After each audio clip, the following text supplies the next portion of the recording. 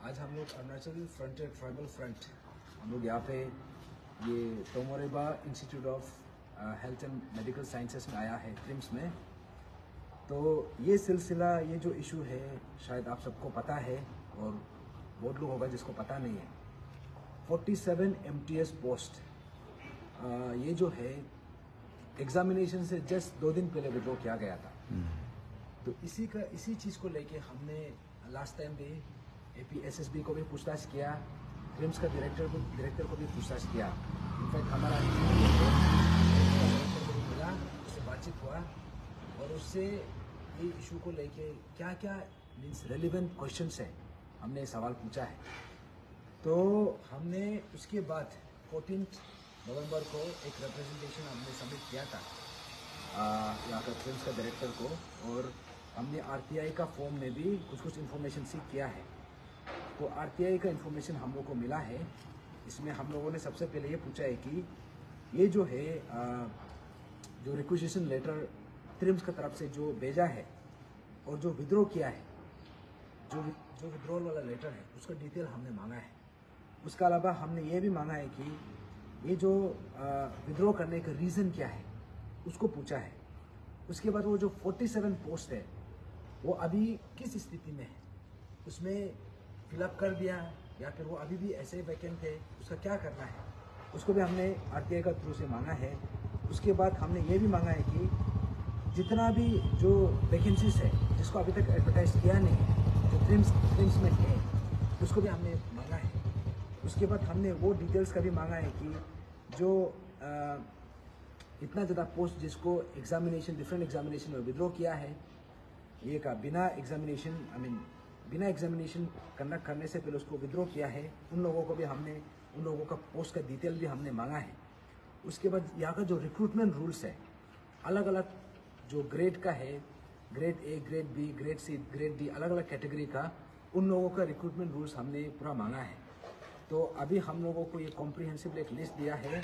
अभी देखते हैं इसमें इंफॉर्मेशन कितना है कितना नहीं है। लेकिन जो अहम सवाल है हमने ये रिप्रेजेंटेशन का फॉर्म में लिखा था, क्योंकि ये जो सवाल है हमने जो अरुणाचल फ्रंटियर ट्राइबल फ्रंट ने हमने जो लिखा है ये RTI का मैंडेट में नहीं आता है, RTI का अंदर में नहीं आता है। इसमें सबसे पहले हमने ये पूछा है कि ये जो एडवर्टाइजमेंट ये जो 47 पोस्ट है, इनफैक्ट ट्रिम्स का तरफ से एक प्रेस रिलीज निकला था कि ये 47 पोस्ट को री एडवर्टाइज किया जाएगा। तो हमने ये पूछा है कि इसका डेट एंड टाइम बताना पड़ेगा, कब इसको री एडवर्टाइज करेगा। अभी री एडवर्टाइजमेंट का नाम में अब इसको 5 साल का बाद 10 साल का बाद करेगा बोलने से तो दैट इज नॉट एक्सेप्टेबल। तो इसलिए हमने वो बात को पूछा है। तो टाइम एंड डेट कब री एडवर्टाइजमेंट होगा, ये सवाल हमने पहला पूछा है। दूसरा सवाल ये पूछा है कि जो एस्पिरेंट्स जिन्होंने ये MTS ये पर्टिकुलर एग्जामिनेशन जो APSSB के एग्जामिनेशन के लिए जो फॉर्म फिलअप किया है और ये बार उन लोगों का लास्ट अटेम्प्ट था जिसका उम्र निकल रहा है, और ये 47 पोस्ट एडवर्टाइजमेंट री एडवर्टाइज होते होते वो लोग का उम्र निकल चुका होगा और वो एलिजिबल नहीं होगा, उन लोगों का क्या होने जा रहा है, उन लोगों के लिए कैसे करके कंपनसेशन होगा। तो ये सवाल भी हमने खड़ा किया है। उसके बाद तीसरा क्वेश्चन में हमने ये सवाल किया है कि एग्जैक्टली क्या कारण था कि 47 पोस्ट को 11th आवर में विड्रॉ करना पड़ा, रिक्रूटमेंट रूल्स में क्या लूप होल्स था, क्या अमेंडमेंट का जरूरी था कि उन्होंने वो भी 1-2 पोस्ट नहीं 47 post is a huge number, इसको रातों रात 2 दिन पहले कैसे करके इसको विड्रॉ किया है। तो इसका अलावा हमने ये पूछा है कि अभी ट्रिम्स जो गारंटी देना पड़ेगा, एश्योरेंस देना पड़ेगा कि ये जो री एडवर्टाइजमेंट होने जा रहा है जो पोस्ट, ये वही 47 है कि नहीं है। क्योंकि ऐसा भी तो हो सकता है क्योंकि ट्रिम्स जो है एक नया इंस्टीट्यूशन है, इसमें बहुत ज्यादा पोस्ट का जरूरत है। तो इसी बीच में नया पोस्ट क्रिएशन होगा और वो 47 पोस्ट को आप उसको गायब करके फ्रेश 47 क्रिएट करके री एडवर्टाइज करने से तो नहीं होगा, दैट इज नॉट एक्सेप्टेबल। तो ये चीज को भी हमने सवाल किया है। और लास्ट में हमने ये भी सवाल किया है कि ये जो 47 MTS पोस्ट जो है इसको दोबारा से री एडवर्टाइज नहीं करके इसी ऑनगोइंग एग्जामिनेशन में इसको जो भी अमेंडमेंट करना है RR में, उसको अमेंडमेंट करने के बाद रिक्रूटमेंट रूल्स में चेंजेस करने के बाद इसी एग्जामिनेशन में क्यों इंक्लूड नहीं करना है। क्योंकि यहाँ पे 2-3 एग्जामिनेशन कंडक्ट करेगा, उसमें रिसोर्स का भी प्रॉब्लम है।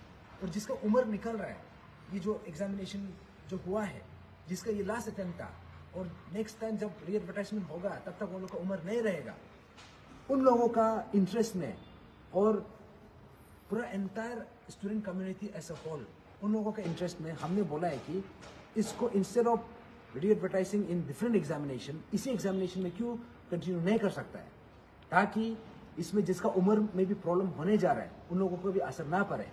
और जो भी हो रिक्रूटमेंट रूल्स को अमेंडमेंट करने के बाद, तो ये था कुछ अहम सवाल। और इसी बीच में ये था कि हमको जब इसका रिजल्ट निकला था, आई थिंक रिटर्न का जब रिजल्ट निकला था, उसमें कुछ स्टूडेंट्स था जिन्होंने मुझे भी कॉल किया पर्सनली, ये कॉल करके बताया कि उन लोगों ने जब फॉर्म फिलअप किया था ट्रिम्स का एमटीएस के लिए उन लोगों ने ऑप्ट किया, लेकिन अभी रिजल्ट निकलने के बाद उन लोगों का नाम लिस्ट में है लेकिन पोस्ट गायब है। अभी क्या करेगा? तो ये बात को हमको ट्रिम्स को भी पूछना है, अभी एपीएसएसबी को भी सवाल करना है। तो इसलिए आज हम यहाँ पे आए, लेकिन ये रिप्रेजेंटेशन का अभी तक हम लोगों को रिप्लाई दिया नहीं है। 14 नवंबर 2024 में हमने सबमिट किया था और आज 29 नवंबर है, दैट मीन्स 15 दिन का समय निकल चुका है, फिर भी अभी तक हम लोगों को रिप्लाई आया नहीं। तो आज पता चला है कि डायरेक्टर जो है आउट ऑफ स्टेशन है, वो दिल्ली में है, कुछ कॉन्फ्रेंस के लिए गया हुआ है। तो उसका बिहाफ में हम लोगों ने दिन को भी बात किया, उसके बाद बाकी जो यहाँ का इनकम्बेंस है उन लोगों से भी बात हुआ, लेकिन उन लोगों का बोलना ये है कि जब तक डायरेक्टर नहीं आएगा हम लोग उसका बिहाफ में जवाब नहीं दे सकता है।